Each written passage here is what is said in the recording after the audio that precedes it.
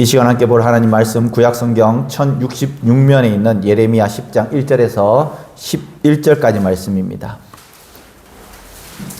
예레미야 10장 1절에서 11절까지 말씀입니다. 구약 1066면에 있습니다. 예레미야 1장 10장 1절에서 11절까지 말씀. 한 절씩 교독하시고 11절은 함께 읽겠습니다. 이스라엘 집이여, 여호와께서 너희에게 이르시는 말씀을 들을지어다. 여호와께서 이와 같이 말씀하시되 여러 나라의 길을 배우지 말라. 이방 사람들은 하늘의 징조를 두려워하거니와 너희는 그것을 두려워하지 말라. 여러 나라의 풍습은 헛된 것이니 살림에서 벤 나무여 기술공의 두 손이 도끼로 만든 것이라. 그들이 은과 금으로 그것을 꾸미고 못과 장도리로 그것을 뜯느니하여 흔들리지 않게 하나니 그것이 둥근 기둥 같아서 말도 못하며 걸어다니지도 못하므로 사람이 메어야 하느니라. 그것이 그들에게 화를 주거나 복을 주지 못하나니 너희는 두려워하지 말라 하셨느니라. 여호와여, 주와 같은 이 없나이다. 주는 크시니 주의 이름이 그 권능으로 말미암아 크시니이다. 이방 사람들의 왕이시여, 주를 경외하지 아니할 자가 누구리이까? 이는 주께 당연한 일이라. 여러 나라와 여러 왕국들의 지혜로운 자들 가운데 주와 같은 이가 없음이니이다. 그들은 다 무지하고 어리석은 것이니 우상의 가르침을 나누느니라. 다시스에서 가져온 은박과 우바스에서 가져온 금으로 꾸미되 기술공과 은장색의 손으로 만들었고 청색, 자색 옷을 입었나니 이는 정교한 솜씨로 만든 것이거니와 오직 여호와는 참 하나님이시요 살아계신 하나님이시요 영원한 왕이시라. 그 진노하심에 땅이 진종하며 그 분노하심을 이방이 능히 당하지 못하느니라. 너희는 이같이 그들에게 이르기를 천지를 짓지 아니한 신들은 땅 위에서 이 하늘 아래에서 망하리라 하라. 아멘. 예레미야가 세 번째 설교 가운데 오늘은 네 번째 제가 나누어서 설교를 하고 있습니다. 마지막 세 번째 설교의 마지막입니다. 계속해서 이야기를 합니다. 잘못된 길로 가는 그 사람 다시 돌아와라. 계속해서 이야기를 합니다. 하나님께서 마지막 기회를 주실 때 너희들은 돌아오라. 그 말씀을 계속해서 하고 있는데 이스라엘 백성들은 계속해서 우리가 무슨 잘못을 했습니까? 대화가 되지 않는 겁니다. 대화가. 계속해서 다른 평행선을 가지고 이야기를 합니다. 하나님의 입장에서 예레미야가 대언하는 그 말씀을 가지고 이스라엘 백성들은 우리는 잘못한 것이 없다. 그 이야기를 지금 계속해서 하고 있는 거예요. 내가 잘못한 것이 없으니까 결국에는 예레미야의 그 선포가 엄포가 되는 겁니다. 거짓이 되는 거예요. 그리고 그때에 또 다른 거짓 선지자들이 나타나서 평화다, 평화다 이야기를 하는 겁니다. 그러니까 이 예레미야는 계속해서 거짓말쟁이가 된다라는 것입니다. 잘못된 길을 가는 사람에게 어떤 일이 필요하냐? 바로 그 길을 돌이켜서 돌아오면 되는 겁니다. 넘어진 사람이 어떻게 해야 됩니까? 계속해서 넘어져 있어야 됩니까? 아니요. 일어서면 됩니다. 잠시 부끄러울 수는 있어도 일어서면 되는 거예요. 조금 있다가 일어서든 금방 일어서든 중요한 것은 일어서는 거예요. 가는 것도 마찬가지입니다. 가다가 빨리 돌아오면 더 수월했겠지만은 그럼 멀리 가더라도 다시 돌아오면 되는 것입니다. 나에게 한 번 더 기회를 주고 우리에게 한 번 더 기회를 주고 또 우리 교회에 한 번 더 기회를 주고 우리나라에 한 번 더 기회를 주는 거예요. 기회를 줬는데 또 실패하면 또 어떻습니까? 또 기회를 주면 돼요. 그런데 그것을 포기하는 것이 가장 어리석은 거예요. 자살하는 사람이 어리석은 이유가 뭡니까? 물론 얼마나 힘들었으면 자살할까라는 그런 측은한 마음도 듭니다. 그 직전까지 가보지는 못했지만은 정말 이 자살하고 싶은 그 충동이 있는 사람들은 아파서 말고 정말 그 환경에 눌려서 자살하는 사람. 더 이상 한 발짝도 움직일 수 없는 그 사람. 죽으면 끝나는 것 같지만 그러나 그 자신에게도 한 번 더 기회를 주어야 되는 거예요. 금전적으로 많이 어렵습니다. 그러면 국가에서 회생하는 제도가 있습니다. 그런데 우리는 그냥 목숨 끊어버려요. 그럴 필요가 없습니다. 계속해서 이스라엘 백성들에게 하나님께서 한 번 더 기회를 준다, 한 번 더 기회를 준다. 주의, 경고, 계속해서 경고를 주는 겁니다. 그런데 이스라엘 백성들은 그 경고를 받아들이지 않는다라는 것입니다. 금방 일어설 수 없고 금방 돌아올 수 없지만은 그러나 다시 일어서고 다시 돌아오면 된다라는 것이죠. 이 고집불통인 이 남유다, 이 이스라엘 백성들은 돌아오지 않았습니다. 결국 이 예레미야는 심판이 임할 것을 선포한다는 것입니다.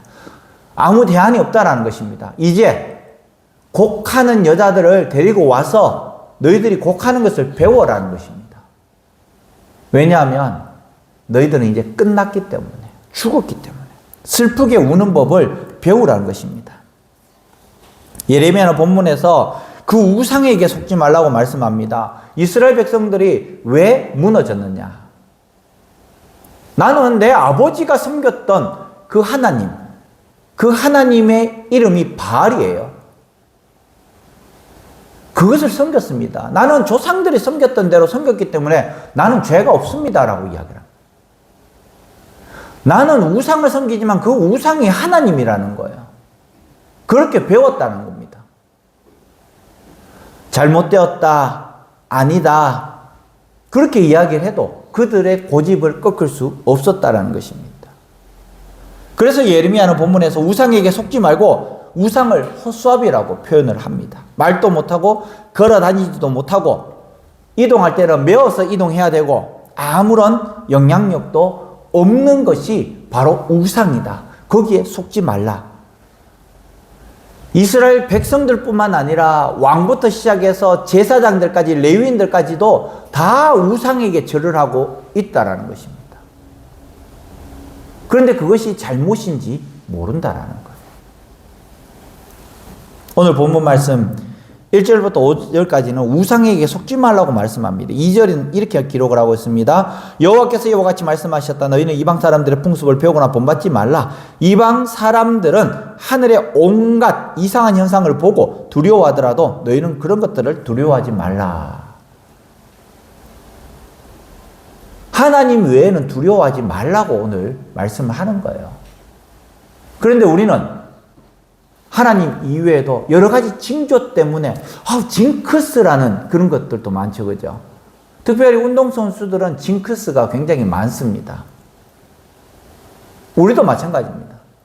뭔가 찜찜한 그런 것들도 있다라는 것이죠. 그런데 거기에 속지 말고 그것을 두려워하지 말라고 오늘 말씀합니다. 이 우상이라는 것이 뭐냐? 우상은 단지 형상이고 단지 물체일 뿐이다라고 오늘 말씀하고 있습니다. 아무것도 아니다라는 거예요. 아무것도 아니다. 단지 예술 작품이다. 예술 작품에 절을 하고 두려워하고 웃기는 거죠. 모나리자 그림 앞에서 두려워하는 사람 있습니까? 없습니다. 그런데 우상이라고 이야기를 하면 두려워하는 거예요. 지금도 도로촌에 가면 도로 한가운데에 나무가 있습니다. 그럼 도로를 삥 돌려서 가는 거예요. 똑바로 못 가고. 얼마나 어리석은 일입니까?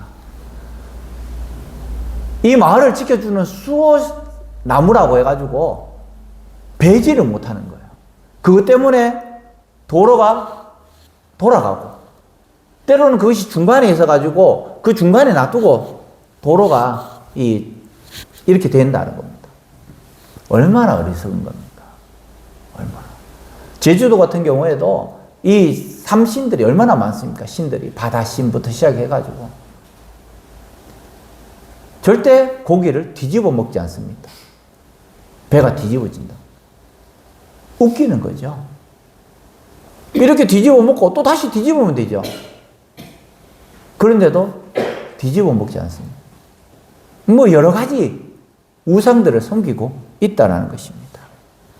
오늘 3절 4절 말씀에 보면은 무엇을 이야기합니까? 여러 나라의 풍습은 헛된 것이니 살림에서 벤 나무이고 기술공의 두 손이 도끼로 만든 것이라. 그들은 은과 금으로 그것을 꾸미고 목과 장도리로 그것을 든든히 하여서 흔들리지 않게 하나니. 사람이 만든 거예요. 그런데 그것을 신이라고 섬깁니다. 사람이 만든 것인데. 하나님께서 그렇게 지적을 하고 있습니다. 우상은 나무에 불과하고 사람이 자르고 깎아서 만든 것이라는 겁니다. 미술관에 가보면 예술 작품 가운데 하나, 그것이라는 것입니다. 사람들이 만든 이 우상은 아무것도 아니다라는 것을 계속해서 강조하고 있는데, 거기는 힘도 없고 능력도 없고 우리를 해할 것도 없고 우리를 복주실 수도 없다라고 계속해서 이야기를 하고 있습니다. 그것이 바로 5절 말씀에 보면 이렇게 말합니다. 그것들은 논에 세운 헛수아비와 같아서 말을 하지 못한다. 걸어 다닐 수도 없으니 늘 누가 메고 다녀야 한다. 그것들은 사람에게 재앙을 내릴 수도 없고 복도 내릴 수가 없으니 너희는 그것들을 두려워하지 말아라. 이 근처에는 제가 절을 가본 적이 없습니다. 절이 어디 좋은지는 모르겠는데요. 절에 가보면 이 석가모니 돌로 만든 거 있죠, 그죠? 그 석굴 안에 넣어서, 석굴암에 가면 그 석상도 있지만 저희 고향에 가면은 제2석굴암이라고 해가지고 진짜 이 절벽에 굴을 파서 거기에 이거 뭐라고 하죠? 석굴이 있어요.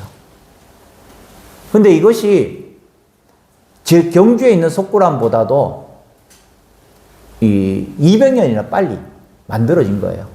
그런데 왜 제2석굴암이냐? 늦게 발견됐어. 경주는 도읍이었으니까 빨리 발견되었고, 여긴 늦게 발견되어가지고 석굴암인데 제2석굴암이야. 더 빨리 된 거예요.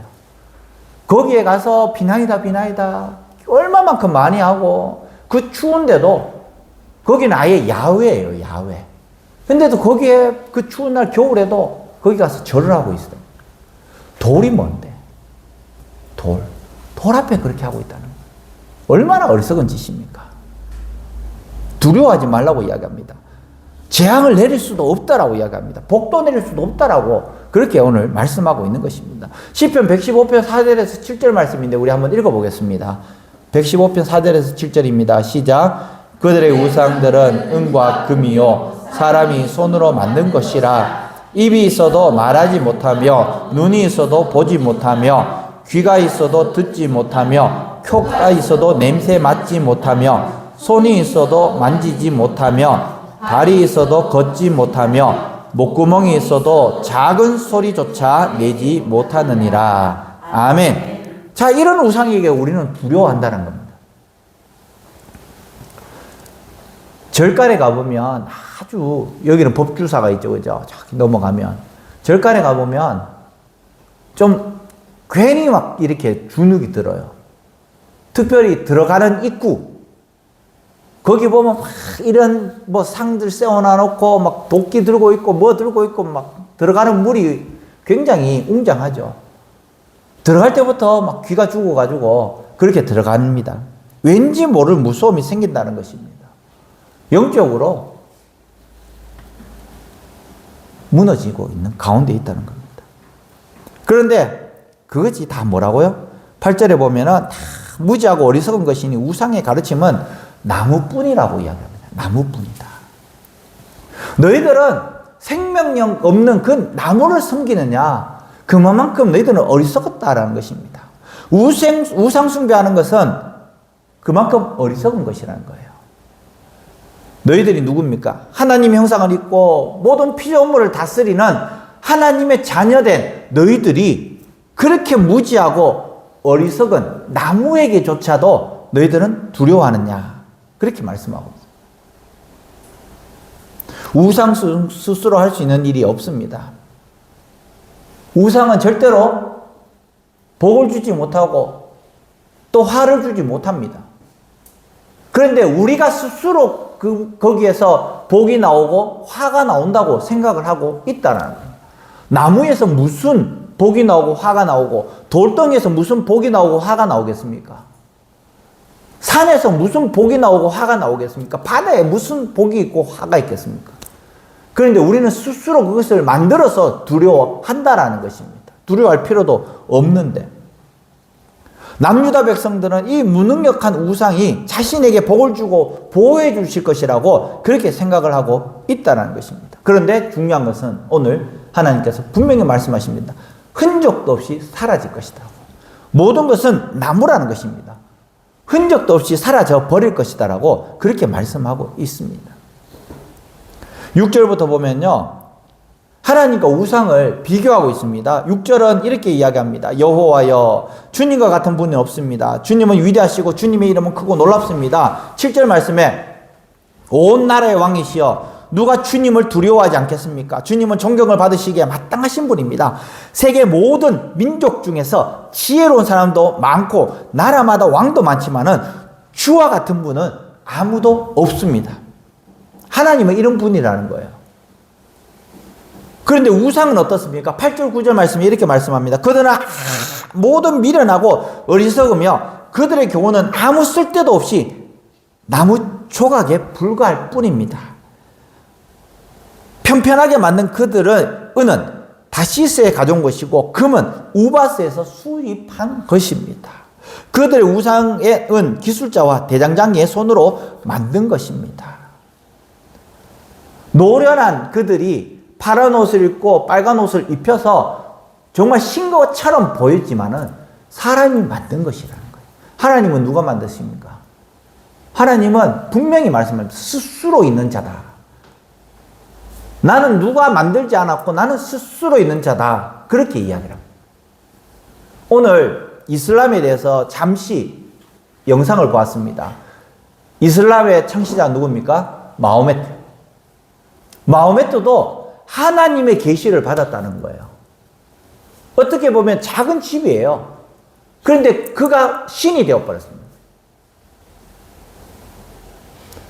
하나님께서 내려오는 그 줄기 가운데에 이단아로 빠져나와서 그조차도 하나님의 계시를 받았다는 거예요. 교리가 비슷합니다.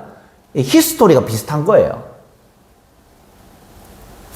그러나 완전히 다른 종교가 되어버렸다는 거예요. 출발점은 하나님부터 출발을 했는데 근데 완전히 다른 종교가 되었다라는 것입니다.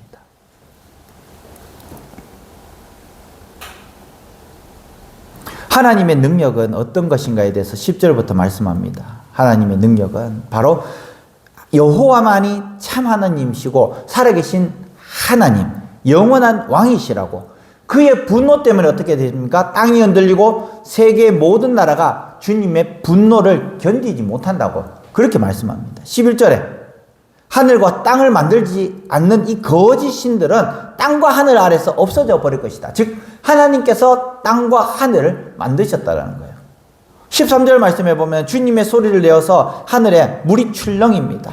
주님은 땅끝에서 수증기를 끌어올리시고 비를 내리는 번개를 일으키시고 창고에서 바람을 내보내신다.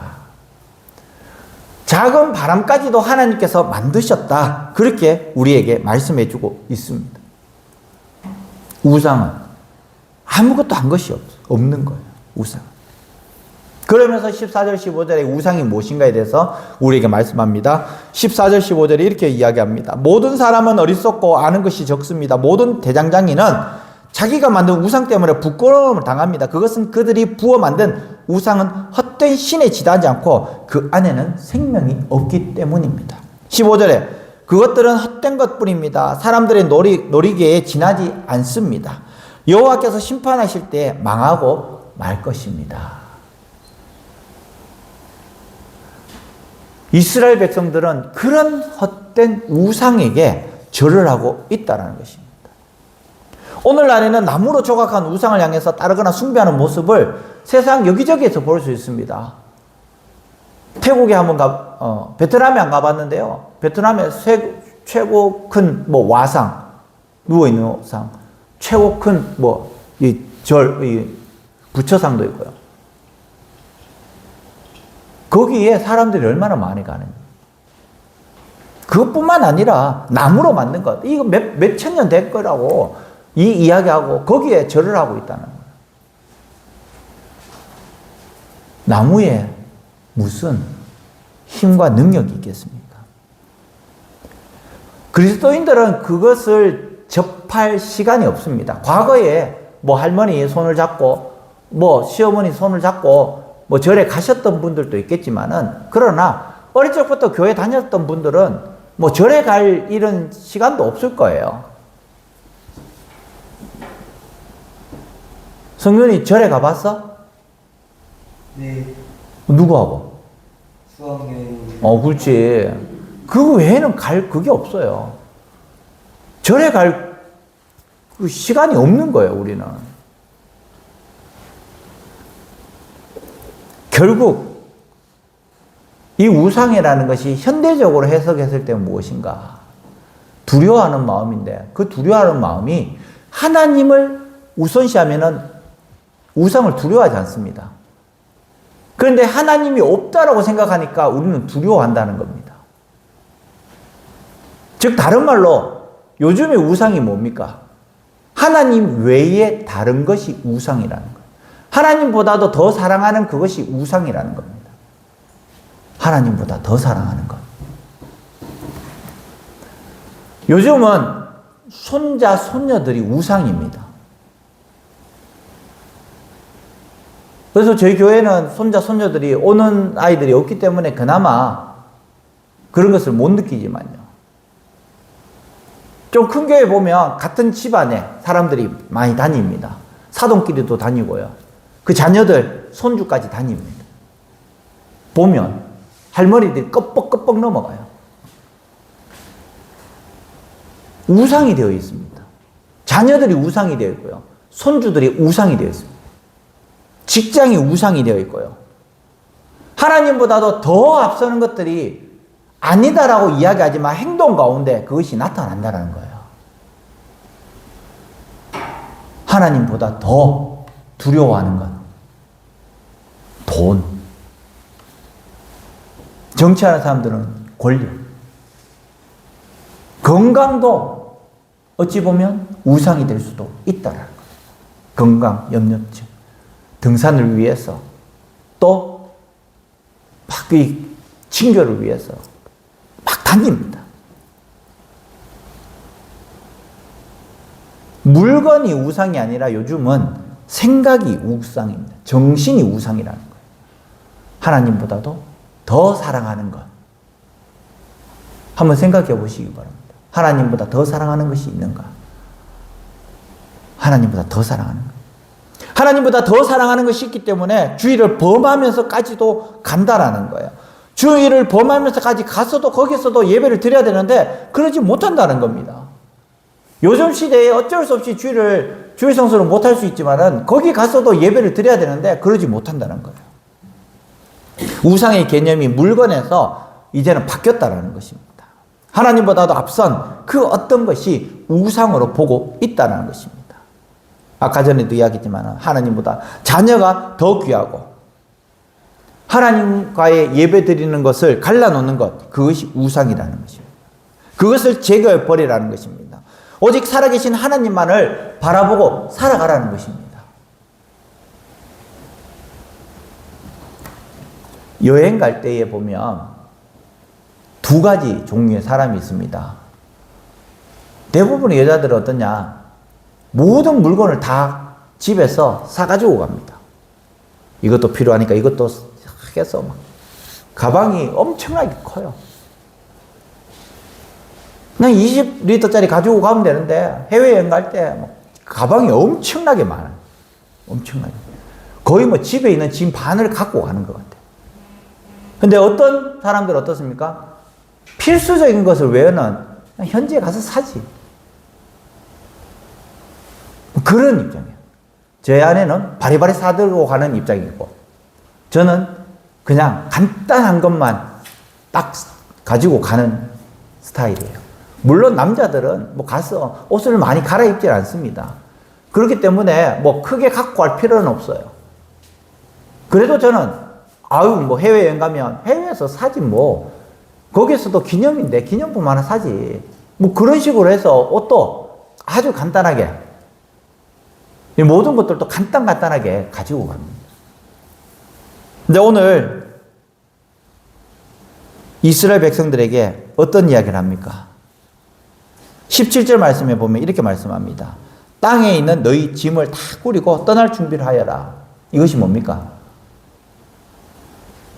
이사가라는 겁니다. 어디로? 포로로 끌려가는 거예요. 너희들은 이제 포로로 끌려갈 것이니까 너희들 짐을 빨리 챙겨라는 것입니다. 가다가 안 그러면 죽는다라는 거예요. 빨리빨리 너희들이 이 짐을 챙겨라는 것입니다. 너희 유다 백성들은 적군에게 둘러싸여 있다라는 것입니다. 소풍 가는 짐도 아니고 여행을 가는 짐도 아니고 이제 너희들이 바벨론으로 끌려가는 그 짐을 빨리 챙겨라는 것입니다. 오랜 세월 동안 포로가 되어서 짧게는 70년, 길게는 160년, 170년 동안 타국 땅에 가 있을 것이니까 너희들 짐을 빨리 챙겨라고 그렇게 말씀합니다. 물론 586년이 3차로 포로로 끌려간 시간이고요. 또 빨리 온 사람이 537년에 다시 귀환했기 때문에 거의 40년 만에 돌아올 사람도 있었을 거예요. 그 중에 한두 명은. 근데 대부분의 사람들은 그러지 못했다라는 거예요. 다 꾸리고 떠날 준비를 하여라. 이게 뭡니까? 이제 너희들 끝났다. 이제 너희들 끝났다. 왜? 우상숭배 때문에 너희들 이제 끝났다라는 겁니다. 우리도 신앙생활 하는데 우상숭배가 우리 중간에 들어오면, 하나님 외에 다른 것이 중간에 있으면 우리는 끝났다라고 생각하셔야 돼요.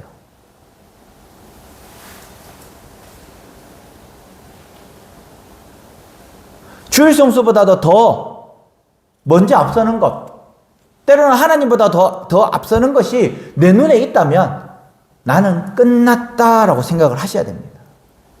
그때 우리는 빨리 마음을 다잡아서 다시 돌아와야 한다라는 것입니다.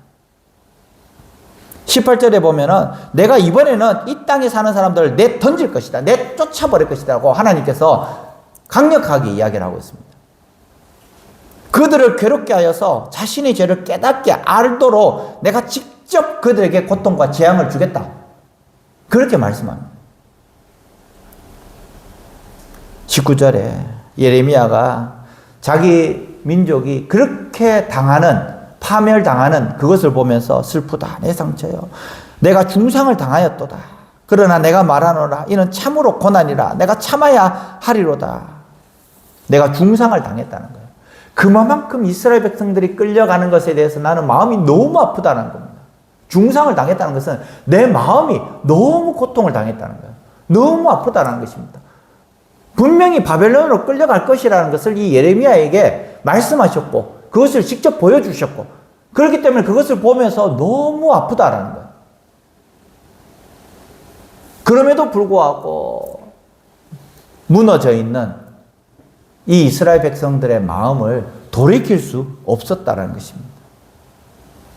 이제는 예레미야 30장 12절에는 이렇게 이야기합니다. 이 상처의 부상이 너무 심하고 그렇기 때문에 처방약도 없다라는 겁니다. 고칠 수도 없다라고 그렇게 말씀합니다.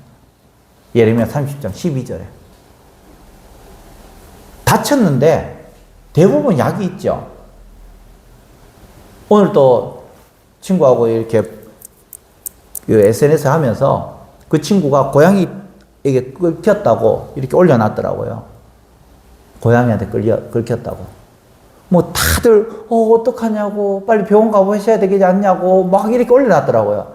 제가 댓글을 달았습니다. 된장 발라. 된장 발라. 작은 상처는 그냥 후시딘 바르면 돼요. 그런데 이스라엘 백성의 이 상처는, 부상은 처방할 수도 있는 것도 아니고 고칠 수도 없습니다. CPR 막 이렇게 해도 가슴을 눌러도 안 될 정도라는 겁니다. 얼마나 그 고통이 심했는지 20절 말씀부터 보면은 자중질환에 빠졌다는 겁니다. 내 장막이 무너지고 내 장막을 잡고 있던 줄도 모두 끊겨버렸고 내 자녀들도 모두 떠나가고 아무도 남아있지 않아서 내 장막에 다시 세울 사람도 없고 내 휘장을 다시 달 사람도 없다라는 겁니다. 모두 다가 뿔뿔이 흩어졌기 때문에 그렇다라고 21절에 말씀합니다.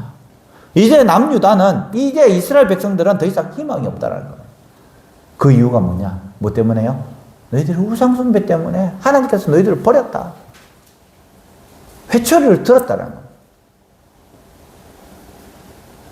정말 오늘날에도 사람은 많지만은 백성을 이끌 진정한 지도자가 없습니다. 이제 6월 2일인가 3일인가 대통령 선거를 합니다. 정말 누구를 뽑아야 될까요? 정말 누구를 뽑아야 될까요?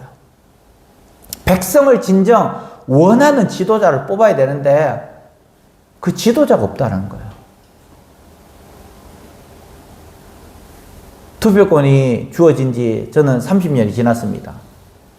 이번에 심각하게 고민하고 있습니다. 누구를 뽑아야 될까? 가지 말까? 역사의 죄인으로 남을까? 뭐 이런 고민을 많이 하고 있습니다. 진정한 지도자가 없어요. 이스라엘이 이렇게 진정한 지도자가 없었기 때문에 계속해서 망할 수밖에 없었다는 것입니다. 22절에 들을지어다 북방에서부터 크게 떠드는 소리가 들리니 유다 성읍들은 황폐하여서 승냥이의 거처가 되게 하리로다. 이제는 이스라엘 백성들을 다 바벨론으로 포로로 끌고 가고 이제 거기에는 동물들이 사는 황폐한 땅을 만들어 버리겠다고 그렇게 말씀합니다. 25절 말씀에 보면은 이 말씀이 저에게 너무 준비하면서 부끄러움을 줬습니다. 그 말씀이 뭐냐?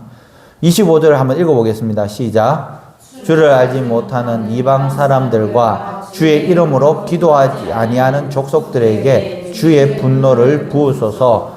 그들은 야곱을 씹어 삼켜 멸하고 그의 거처를 황폐하게 하였나이다 하니라. 아멘. 주를 알지 못하는 이방인과 또 다음에 뭐라고 되어 있습니까? 주의 이름으로 기도하지 않는 족속들에게 주의 분노를 부으소서. 주를 알지 못하는 이방인과 기도하는 족속들, 이것을 동급으로 보고 있다는 거예요. 교회를 위해서 내가 그렇게 기도를 많이 했나? 성도들을 위해서 기도를 많이 했나? 너무너무 부끄러워요. 지금도. 지금까지 17년, 18년 동안 목사 생활을 하면서 또 교육전사 때는 정말 기도를 많이 한 것 같아요. 근데 오히려 목사들을 받고부터는 기도를 그렇게 많이 안 한 것 같아요. 주의 이름으로 기도하지 않은 조속들에게 주의 분노를 부으소서 이야기를 하고 있습니다. 기도하지 않는 것. 이것이 주를 알지 못하는 것과 동급이 되어 있다는 겁니다. 자, 이 말씀으로 가지고 한번 주일날 설교를 좀 했으면 좋겠는데요. 얼마나 찔리는 말씀인지, 우리가 얼마만큼 기도를 하고 있는지. 저부터 시작해서 우리 한용직들이 기도하는 자리에 나오고 기도를 해야 되는데, 우리 자녀들이 그것을 보고 배울 것인데, 근데 그러지 않으니까 자녀들이 기도를 하지 않습니다.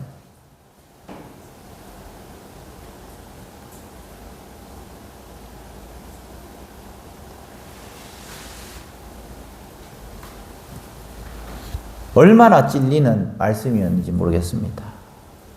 결국에는 그 거처를 황폐하게 하겠다라는 그 말씀이 뭡니까? 우리에게 계속해서 말씀하시는 그 말씀이에요. 기도하라, 기도하라, 기도하라. 계속해서 기도하라는 말씀입니다. 찬양팀도 마찬가지예요. 기도하지 않으면 결국에는 거기에 성령님이 떠나십니다. 그러면은 기술적으로는 찬양을 할 수 있겠지만은 은혜가 되지 않는 거예요. 그래서 팀장부터 시작해서 저는 계속해서 기도하라, 기도하라고 하는 거예요. 연습할 때 기도하고, 마칠 때 기도하고, 서로서로 그 안에서 말씀 읽고, 나누고 해야 되는 거예요. 근데 기술적으로 계속해서 하다 보면, 결국에는 은혜가 사라져버리면, 그 속에 문제가 계속해서 드러나게 되어 있다라는 거예요. 교회도 마찬가지입니다. 교회도. 기도하면서 진이 쭉 빠져야지 성령께서 그 다음부터 일을 하십니다. 근데 우리가 살아있는데 성령께서 일할 수 있는 여건이 안 되는 거예요. 내가 다 해버리니까. 기도라는 것은 하나님께 맡기는 거예요. 부흥도 하나님께 맡기는 거고, 우리 교회 오는 사람도 하나님께 맡기는 거고, 내 자녀도 하나님께 맡기는 거고, 내 남편도 하나님께 맡기는 거고. 우리 이번에 은사 발견 세미나를 통해서 깜짝 놀랐습니다. 기도의 은사가 있는 분들이 그렇게 많은데 왜 기도를 안 하시느냐?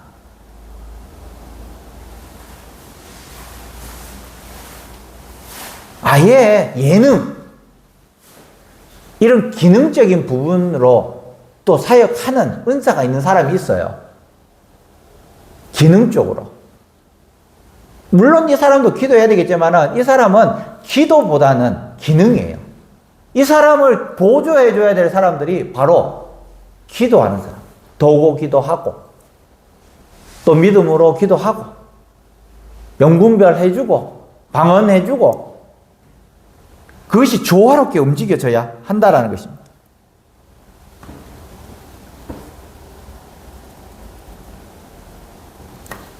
그래서 기회가 된다면 정말 우리도 중보기도학교를 만들어서 중보기도할 수 있는 방법, 시간, 또 기도하는 제목들 서로 만들어가지고 또 배우고 또 시간을 내어서 함께 기도하고 그렇게 해야 될지, 그것 외에 다른 것이 필요하지 않다라는.